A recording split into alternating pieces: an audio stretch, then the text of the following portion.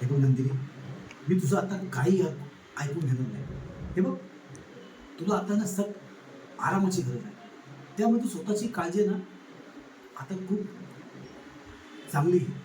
हे मला सांगण्यासारखं काही नाही आहे बघ. मला बोलायला असं भाग नको पाडू. बरं, तू आता एवढा आग्रह करतेच आहेस ना, तर तुला सांगून टाकतो. तुला ब्लड कॅन्सर झालंय. म्हणूनच तुला मी सांगत होतो. हे बघ, तुझ्या डोळ्यामध्ये मला अशी पाहायची नाही.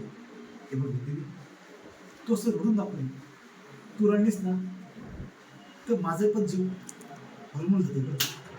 ऐक माझं नंदिनी, तू आता तुझ्या स्वतःची काळजी घे.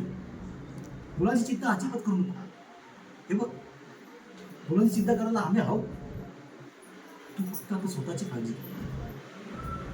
हे बघ, जे काय असतील गोळ्या औषधे त्याची व्यवस्था आम्ही करू, पण तू औषधे घे आणि लवकर बरी हो.